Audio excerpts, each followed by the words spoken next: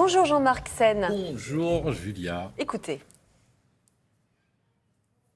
Ah ben, bien trop fin, les boyaux bien trop gros. J'ai le sternum qui se Oui. décolle, et le sacrum, c'est tout comme. J'ai le nombril tout en vrille, et le coccyx qui se dévisse.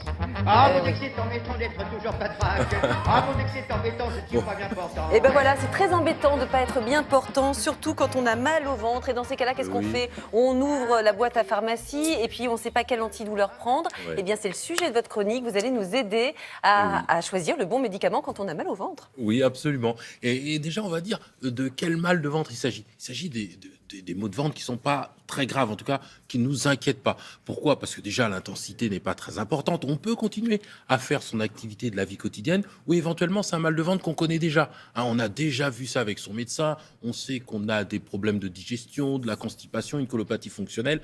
Donc voilà, une fois qu'on a tout ça, eh bien, ce que l'on va faire, eh bien, c'est évidemment prendre des médicaments. Au moindre doute, évidemment, eh bien, on pose la question à son médecin.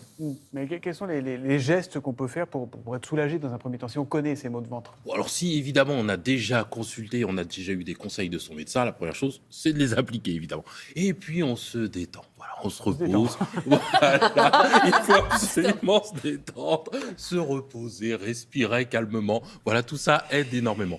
On adapte évidemment son alimentation. Imagine la personne qui est pliée en quatre ce matin, la scène qui m'a dit qu'il faut se détendre. Bah oui, on s'assied sur le dos, on respire bien, ça c'est formidable. Évidemment, on fait attention à ce que l'on va manger. On prend pas de repas lourds ou de choses comme ça, évidemment. Et puis on boit.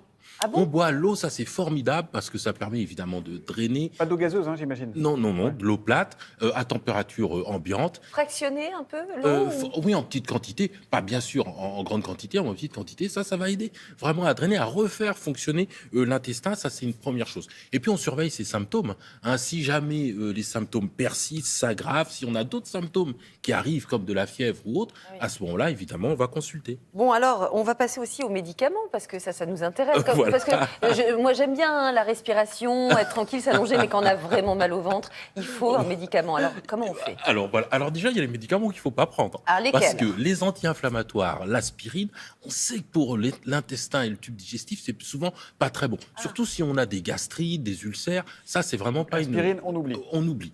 Et en revanche, il y a des médicaments qui sont des antispasmodiques, qui sont vraiment intéressants. Ça, ils sont souvent en vente libre. On peut demander conseil à son pharmacien. L'idée, c'est décontracter les muscles un petit peu qui sont autour C'est du quoi, c'est tube le Spasfon, digestif. c'est ça? Par exemple, le Spasfon, c'est une des marques effectivement qui fonctionne bien. Le lyoc, il est bien, parce qu'on peut le mettre sous la langue et il agit plus rapidement. Le lyoc, oui, est parfait. Par exemple, ça c'est quelque chose de très bien. Et puis effectivement, ça permet de relâcher comme ça. Ça c'est assez efficace, c'est vraiment bien.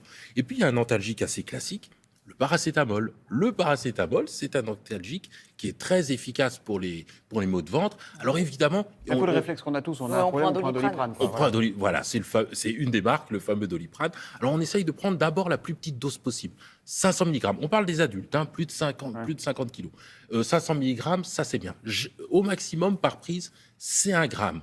On espace vraiment les prises d'au moins 4 à 6 heures hein, pour pas faire de surdosage. Et au maximum par jour, c'est 3 grammes. Donc si c'est des comprimés d'1 gramme, c'est 3 comprimés maximum par jour. Ça, c'est important et on ne consomme pas d'alcool. Il ne faut pas en abuser, hein, c'est important, il ne faut pas en abuser. Ah oui, alors ça, c'est absolument... Il ne faut pas en abuser parce que, en fait, il faut savoir que le Doliprane peut être toxique pour le foie si on en prend beaucoup. Et donc, si on a des allergies... Si on a l'allergie au paracétamol, évidemment, ou si on a des maladies de foie, ça, il faut vraiment faire attention. Et évidemment, il faut éviter aussi de cumuler différents antalgiques parce que quelquefois, il y a du paracétamol un petit peu partout et là, ça peut poser problème. On peut vite être en surdosage. Eh bien, merci beaucoup, docteur. Je sens que vous avez plein de questions à poser. Tout le monde a mal au ventre, ventre évidemment. Donc, vous pouvez le faire grâce au QR code qui s'affiche sur votre écran